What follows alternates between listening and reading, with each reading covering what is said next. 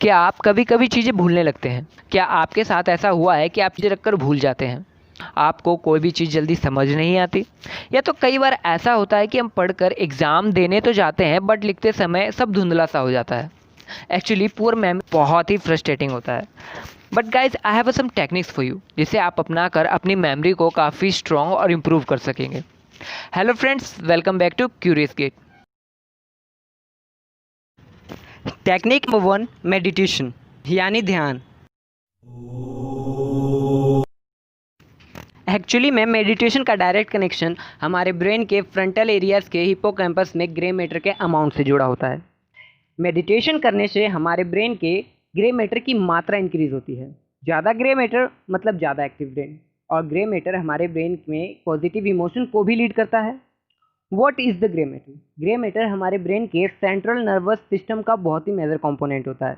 Grey matter में neuro sales bodies होती है, जिसमें न्यूरोफिल्स, ग्लाइल सेल्स, साइनेप्सिस और कैलिफ्रेज होती है।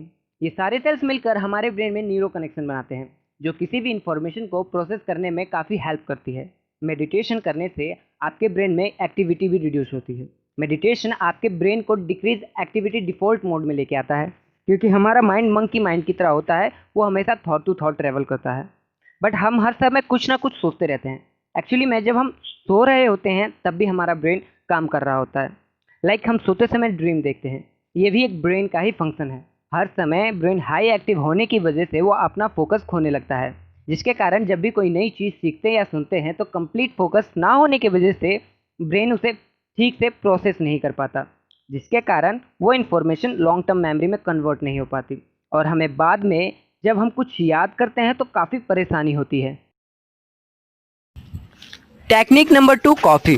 सुबह की कॉफ़ी तो सभी को पसंद होती है, बट आपको पता है कि कॉफ़ी का हमारे ब्रेन पे क्या इफेक्ट पड़ता है? गैस, कॉफ़ी में कैफीन नाम का सब्सटेंस होता है, जो कि अल्कोहल टाइप होता है, जो cocoa beans, tea leaves, cocoa leaves में भी पाया जाता है।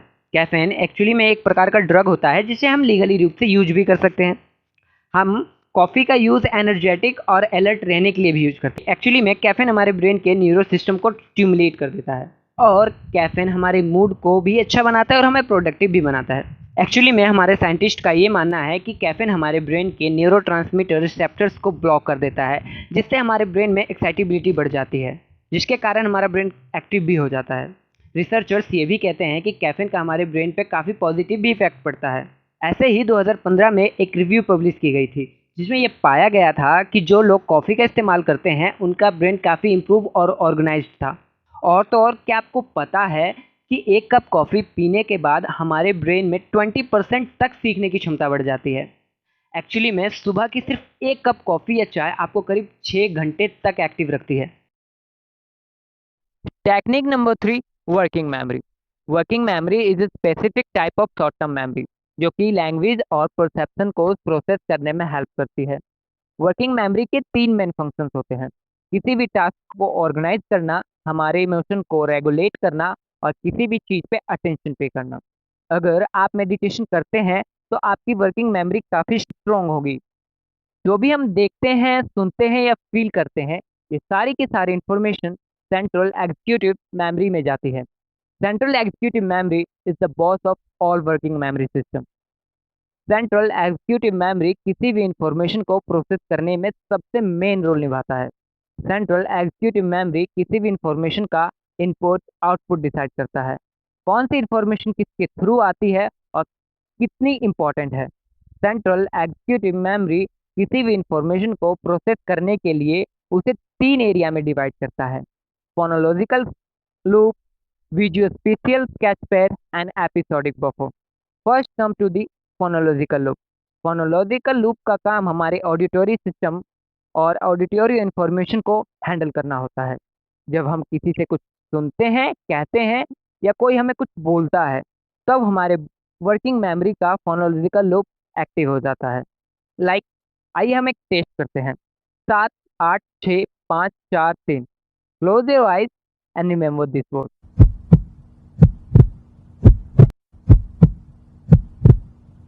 कॉन्ग्रेचुलेशन, आपको ये सभी नंबर याद हैं। अब हम दूसरा टेस्ट करते हैं। 7, 8, 6, 4, 5, 3, 7, 8। Close your eyes and remember this word again.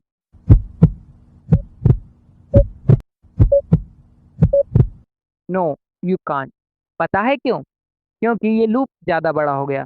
Actually में हमारा ब्रेन किसी भी नंबर को सुनता है, फिर उसे दोहराता है, और जितना हम दोहरा पाते हैं हम उतना ही याद रह पाता है। इसीलिए इसे specific type of short term memory भी कहा जाता है। हम किसी भी नंबर को सिर्फ 1 सेकेंड के लिए ही रिहर्स कर पाते हैं। Phonological loop also handle the visual spatial loop. जब हमें कोई कहानी या बात बताता है तो हमारे ब्रेन में उनकी पिक्चर चलने लगती है। Now let's move to the second part of the working memory. It's visual spatial sketch pad. जो भी हम देखते हैं, कोई भी इमेज या पिक्चर या सीनरी, इन सारी व्यूज़ की इंफॉर्मेशन को visual spatial sketch pad process करके उसे ब्रेन में स्टोर करने में हेल्प करता है। विजुअल स्पेशियल स्केच पैड का बस इतना ही काम होता है। Now let's move to the third part of the working memory. It's the episodic buffer. Episodic buffer एक complete system की तरह होता है। यहाँ पर auditory information plus visual sketchpad का कॉम्बिनेशन होता है। मतलब जो भी हम देखते हैं और सुनते हैं, like picture with subtitle. Episodic buffer उस इंफॉर्मेशन को स्टोर करने में काफ़ी हेल्प करता है, लाइक मूवीज़। यहाँ पर पिक्चर भी चलती है और ऑडियो भी। इन सारी इंफॉर्मेशन का स्टोरेज एक बहुत ही पर्टिकुलर टाइमिंग के साथ हमारे ब्रेन में होता है। क्या आपको पता है कि अच्छी वर्किंग मेमोरी वाले लोग बहुत अच्छे स्टोरी टेलर भी होते हैं? ये लोग हाई स्टैंडर्ड टास्क में भी काफ़ी अच्छा स्कोर करते हैं, because a working memory has the ability to manipulate the information. And now let's check out how good is a working memory. मैं आपको यहाँ पे कुछ नंबर देने वाला हूँ, 6, 4, 2। आप हर नंबर में 2 नंबर जोड़ दीजिए।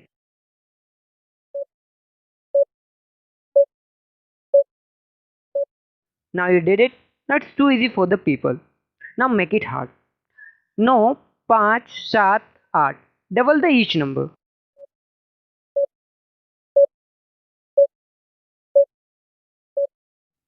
Yeah, it's quite difficult for you. क्योंकि साइकोलॉजिस्ट इस टेस्ट का उपयोग आपकी वर्किंग मेमोरी को मेजर करने के लिए करते हैं। Technique number 4, when we learn something new. कुछ भी नया सीखना किसी भी एज आपके ब्रेन पे बहुत ही स्पेसिफिक और डिफाइनेट इम्पैक्ट होता है। एक्चुअली में कुछ भी नया सीखने के बाद आपका ब्रेन पहले जैसा नहीं रहता, वो काफ़ी बदल जाता है। क्योंकि जब हम कुछ भी नया सीखते हैं तो हमारे ब्रेन में न्यूरो कनेक्शन बनते हैं, जिसके कारण उसमें चेंजेस आ जाते हैं, जो आपके एग्जिस्टिंग न्यूरल प्राइमरी को काफ़ी स्ट्रॉन्ग और वीक बनाता है। और हम इस क्रिया को प्लास्टिसिटी भी कहते हैं। Temporary to permanent. जो भी आप सीखते हैं सबसे पहले वो शॉर्ट टर्म मेमोरी में जाता है, फिर वो उसे लॉन्ग टर्म मेमोरी में ट्रांसफर कर दिया जाता है। शॉर्ट टर्म मेमोरी से लॉन्ग टर्म मेमोरी में ट्रांसफर होने के में नींद का बहुत ही बड़ा रोल होता है, क्योंकि हमारे इंफॉर्मेशन को कई सारे न्यूरॉन साइनेप्सिस को क्रॉस करने होते हैं। लेकिन कई बार अधूरी नींद या खराब नींद होने के कारण ये सारी इंफॉर्मेशन ठीक से प्रोसेस नहीं हो पाती, जिसके कारण वो इंफॉर्मेशन लॉन्ग टर्म मेमोरी में कन्वर्ट नहीं हो पाती, और हमें काफ़ी प्रॉब्लम होती है हमें याद करने में।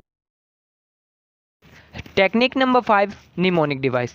ये एक तरीका टूल या आप कह सकते हैं ट्रिक है, जिसे आप कुछ भी याद कर सकते हैं। और अगर आप इस टेक्निक का इस्तेमाल करते हैं तो वो सारी की सारी इन्फॉर्मेशन आपके ब्रेन में परमानेंटली स्टोर हो जाती है, जो आपको ज़िंदगी भर याद रहती है। एक्चुअली में इस टेक्निक का इस्तेमाल ग्रीक के लोग बहुत पहले से इस्तेमाल करते हैं, यानी एशियन टाइम से। उन्होंने बहुत से निमोनिक टेक्निक का इन्वेंशन भी किया है।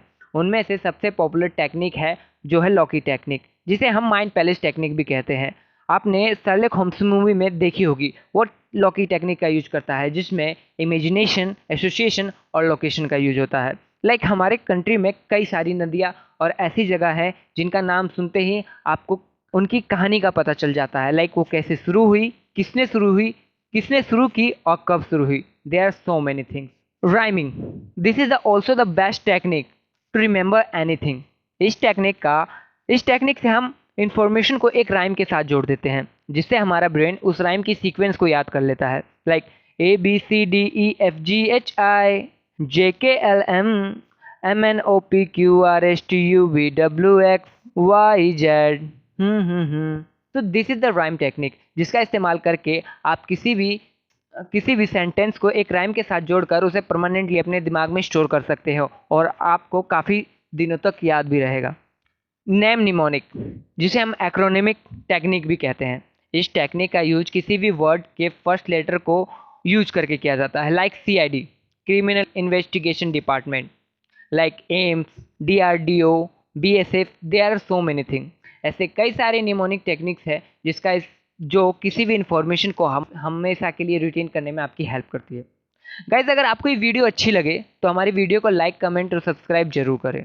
Thank you.